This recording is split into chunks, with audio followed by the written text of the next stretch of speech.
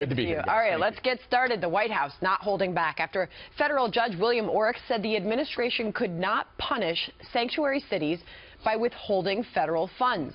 This ruling, the third immigration-related order from the president, blocked in his first 100 days. President Trump, who is vowing a fight, firing back on Twitter. Quote, first, the Ninth Circuit rules against the ban.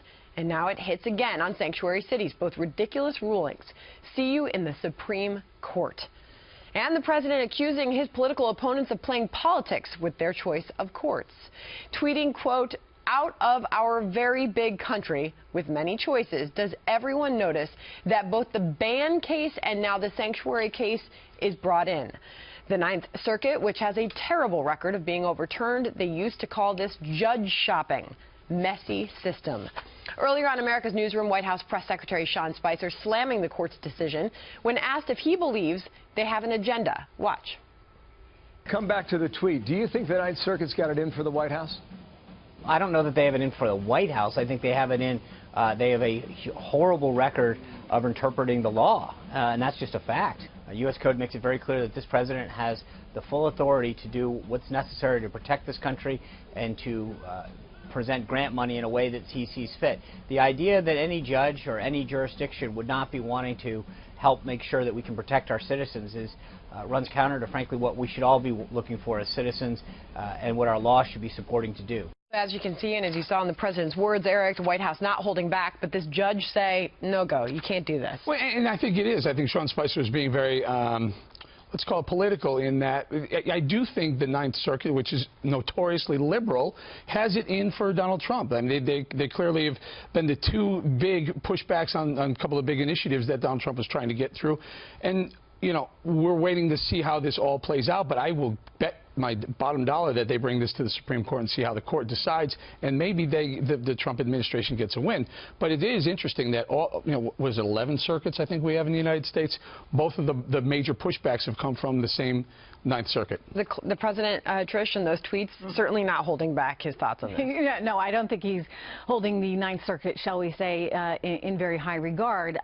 This is a court system that has gotten increasingly liberal. I mean, the Ninth Circuit has always been liberal, but you think about the judges that were put in place over the last 8 years, and they were coming at this with a bias.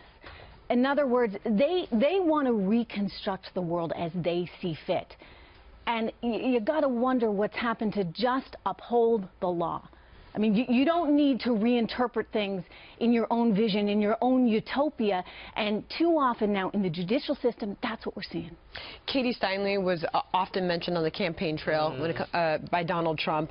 Donald Trump has promised to crack down, and he is following through on his campaign promises clearly, but this is certainly a roadblock. Such a departure from what we saw with President Obama, who was not mentioning Katie Steinle and what happened to her, killed by an illegal immigrant who'd been deported many times in San Francisco. And now you see a president who holds that up as an example of how we need to do things better and differently.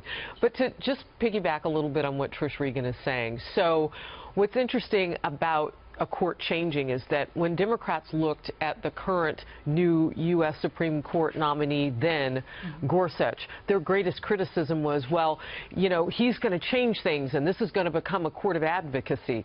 Clearly, the Ninth Circuit Court of Appeals has some advocacy challenges, right? People are questioning their positioning on things. I don't hear the Democrats standing up. Is that because it falls in line with their political views? Because fairness should be fairness. They should call it out. That's a great point. And the concern is when you see what's happening in cities like Chicago, Megan, that decisions are made with politics rather than looking at what's really happening in some of these cities. But I do think we should talk about politics in this. If you're a hardline voter who voted for President Trump on his immigration stance, which, by the way, I believe that was probably 50% of people who ended up voting for him, and you're like, I elected this guy into office, this is what I want. And by the way, even more moderates on immigration have a very difficult time with sanctuary cities. This is a very extreme idea. It's a very extreme, you know, area of the country. I have a really good friend, lives in Malibu, sent me a picture of the Malibu sign saying proud sanctuary city. She's furious. And I said, yeah, and you're paying taxes there right now, just FYI.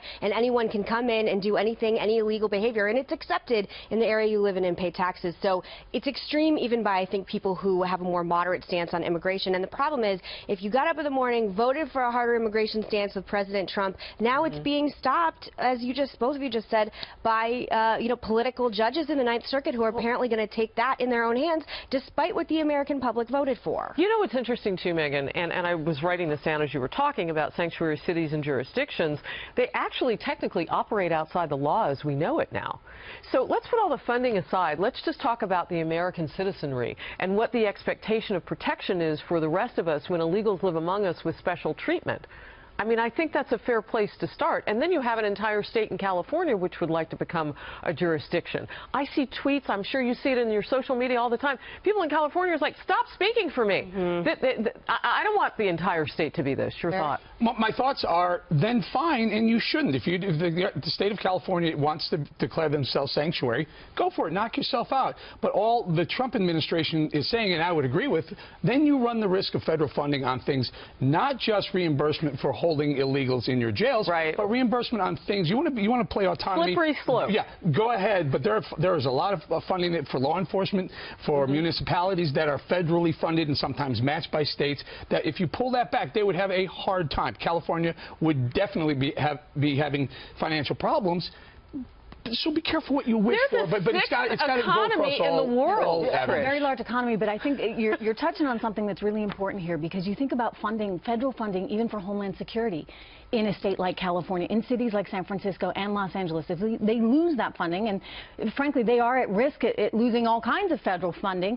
I don't know as I want to go to San Francisco. I mean, I want to go to San Francisco as it is, but I don't know as I want to go there because I'm concerned about safety in a way that, maybe I wouldn't be if New York City makes sure it's cooperating. But Megan, did the White House go too far when we just heard Sean Spicer say, quote, the blood of dead Americans on their hands, referencing San Francisco? I think you've got to see Kate Steinle's family and people like that. And I think if you are someone living in Malibu, living in a sanctuary city, it feels like people can break laws of any kind and there will be no ramifications. And I do think it's a very slippery slope, and we don't know where it ends. And I just don't understand, if you didn't take the message loud and clear of President Trump's historic win and him running on this hard line of immigration, this is what the American people voted for and unilaterally seem to want. We're seeing it in Europe. You've got first Brexit and what I nicknamed over the weekend Frexit. If you believe coming across the border illegally is a crime, then what you're doing, any sanctuary municipality, whether city, state, local, you're protecting a criminal. Now, if that's the case, where are the sanctuaries for other crimes? Yeah. I mean, I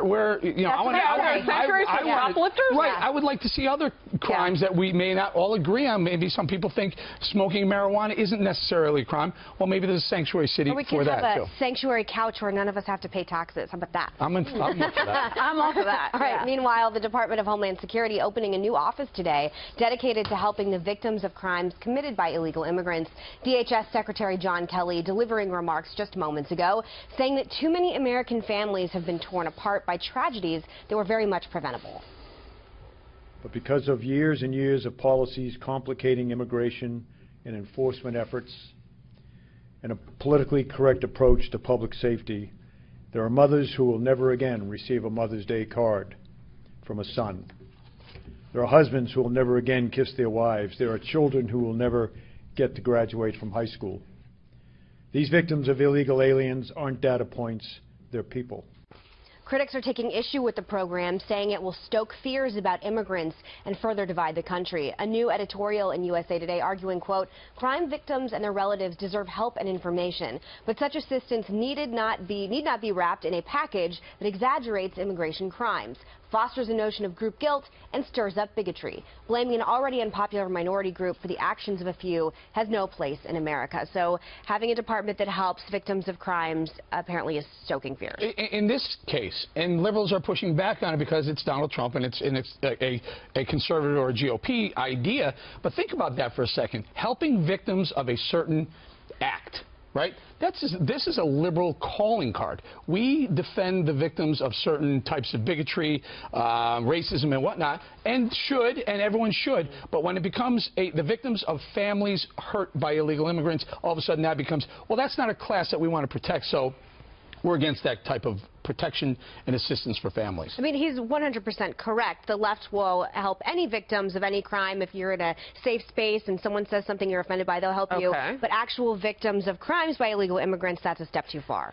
So this is often the most unpopular thing I say on Twitter, apparently.